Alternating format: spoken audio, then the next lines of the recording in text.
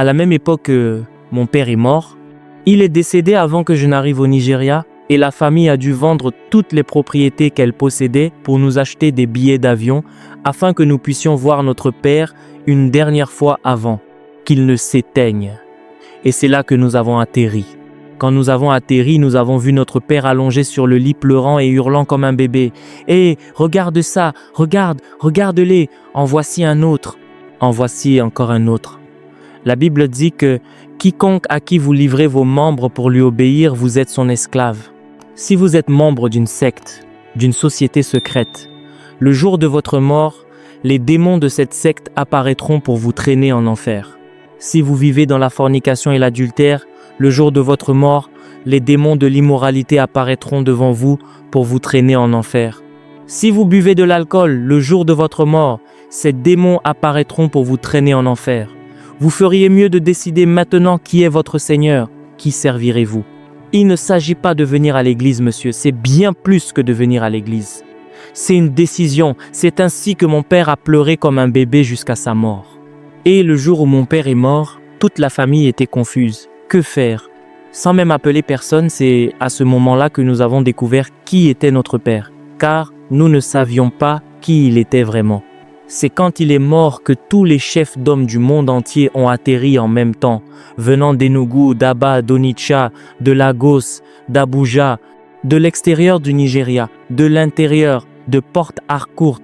Qui les a appelés? Dans quel avion sont-ils montés pour atterrir tous au même moment? Ah! Et ils disent, nous sommes venus parce que notre homme est parti. Votre homme? Qui êtes-vous? Nous sommes les Ogboni. Ton père est le gardien. C'est l'homme responsable des Ogboni. C'est notre président national. Et la maison de ton père est notre siège international.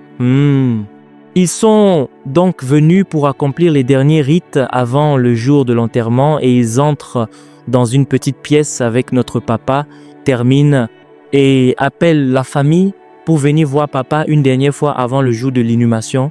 Quand la famille entre, elle remarque du sang qui coule, qui jaillit des reins de notre papa, parce que lorsque l'homme à la tête des Ogboni, une société secrète, le chef des Ogboni meurt, l'homme suivant qui doit prendre la relève doit soit manger son cœur, soit ses parties intimes. C'est pour cela que vous mangiez cette chose hier, vous mangez la main, vous buvez le pain. Vous buvez le sang, parce que, monsieur, personne ne s'élève dans aucun royaume ainsi. Soit vous allez dans cette direction, soit vous allez dans l'autre. Choisissez, c'est ainsi que le jour de l'enterrement de mon papa, toutes les personnalités importantes, tout comme elles étaient venues pour le mariage, sont venues pour l'enterrement.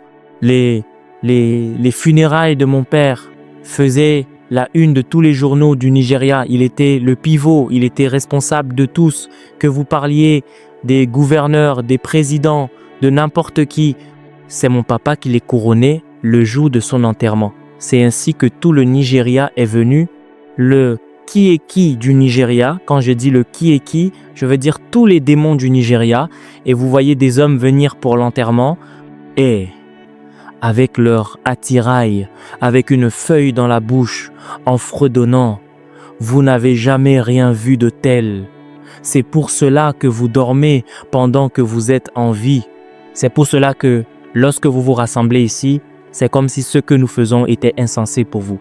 Vous n'avez jamais affronté la vie tant que vous ne commencez pas à faire face aux problèmes de la vie. Alors vous saurez que ce que nous faisons ici est la vie elle-même et vous n'aurez jamais de meilleure opportunité. Dieu prépare une telle plateforme pour vous sortir des chaînes de l'esclavage, de la méchanceté familiale et vous placer sur un roc solide. Et après l'enterrement de mon père, ma maman, tous mes frères et sœurs sont repartis à Londres. Je suis le seul à être resté ici. Je suis resté au Nigeria non pas parce que j'aime le Nigeria, mais parce que la main de Dieu s'est posée sur ma vie et m'a appelé pour la guérison et la délivrance de mon peuple. C'est pourquoi je suis à Calabar comme prédicateur depuis maintenant 42 ans, m'occupant du ministère de délivrance de Calabar dans l'état de Cross River. Cela s'appelle la prêtrise territoriale. C'est ce dans quoi votre Père ici présent est engagé. Il se tient pour l'Est. C'est une vocation. C'est un mandat. Pas de congé, pas de transfert. Tous mes frères et sœurs sont à Londres. Beaucoup de gens me demandent, Théodore, que fais-tu au Nigeria, surtout à Calabar? Que fais-tu là-bas? Le genre de grâce, le genre de ministère que tu gâches là-bas? J'ai dit, non, je ne gâche rien. Je fais ce que celui qui m'a appelé m'a dit de faire. Il ne s'agit pas d'une grande église, il ne s'agit pas d'hommes qui vous applaudissent. Il s'agit de celui qui est plus ancien que les âges qui hochent la tête pour vous, car un jour vous vous tiendrez devant lui et je veux entendre ces mots. Bien joué, bon et fidèle serviteur, entre. J'ai eu beaucoup d'opportunités. Peut-être aurais-je été footballeur, j'aimais le football à mon époque. Peut-être aurais-je été athlète, je me suis entraîné avec l'équipe d'athlétisme britannique. Mon frère aîné détient le record du triple saut pour la Grande-Bretagne, même s'il est nigérian. Il a couru le 400 mètres pour la Grande-Bretagne. Saut en hauteur, triple saut. Peut-être aurais-je été joueur de basketball. J'étais multitalentueux dans les sports, mais pas dans les études. Dans l'éducation, je suis le plus bête des bêtes jusqu'à ce que Jéhovah touche mon cerveau. Mais rien de tout cela n'est ma vocation ni mon destin. Voici mon appel, voici mon but, voici ma tâche, voici ma mission. Et c'est ainsi que j'ai dû, maintenant, quand mon père est mort, ma mère et mes frères sont tous partis au Royaume-Uni, et en quelques années, toutes les propriétés que mon père possédait ont été perdues, sauf le quartier général de Satan.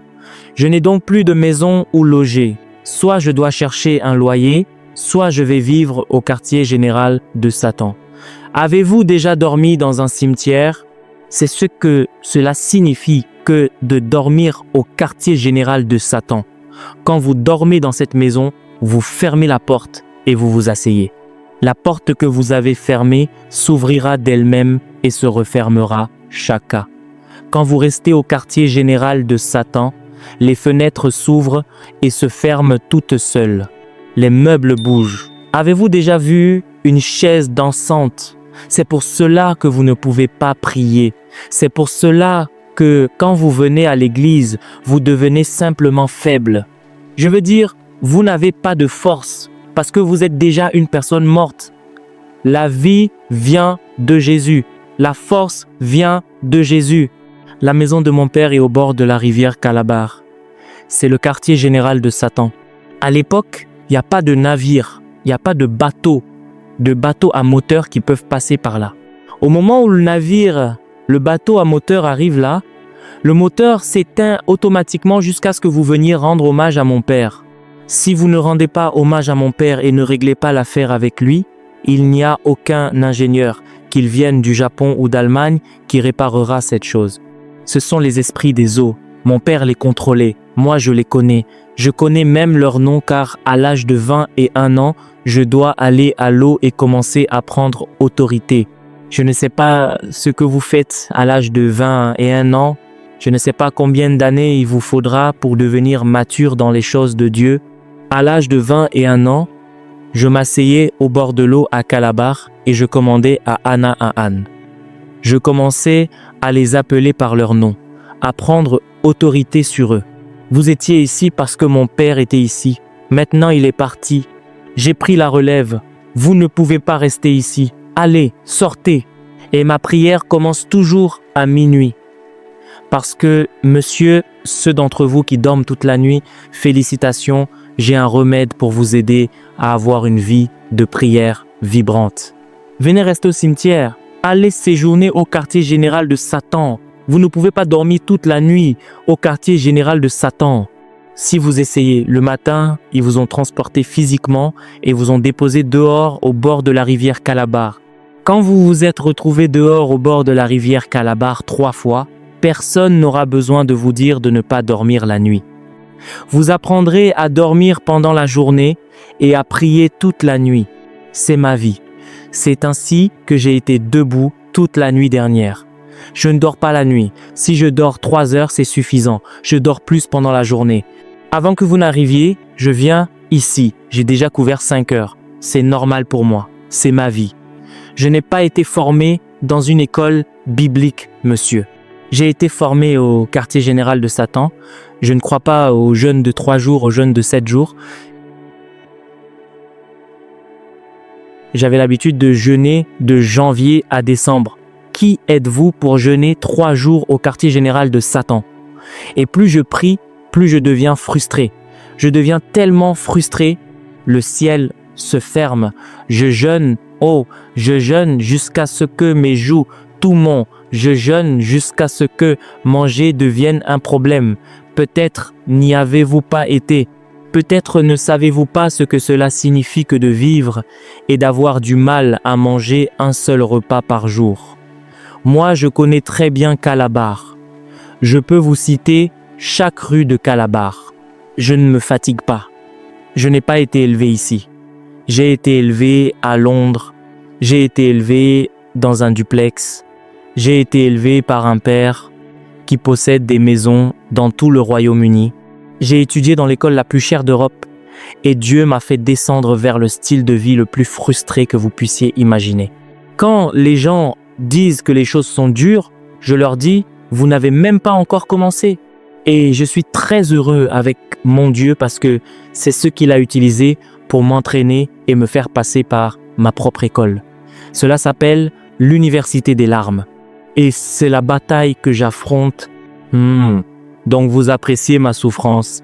Je ne pourrai pas terminer ce matin. Sincèrement, c'est une très longue histoire. Je la continuerai le soir. Je vais m'arrêter quelque part. C'est le combat que j'affronte en tant que jeune homme.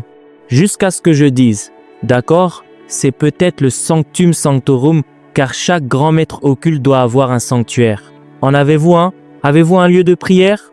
Avez-vous un autel où vous rencontrez Dieu?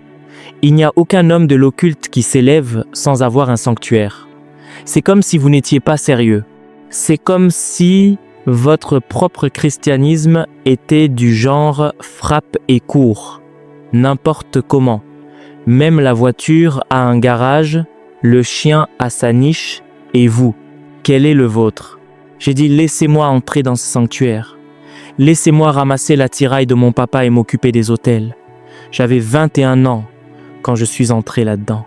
Je n'ai jamais appelé de pasteur, car un seul avec Dieu est la majorité. Mais la question est, êtes-vous vraiment avec Dieu? C'est pour cela que vous cherchez des pasteurs partout, parce que vous n'êtes pas avec Dieu.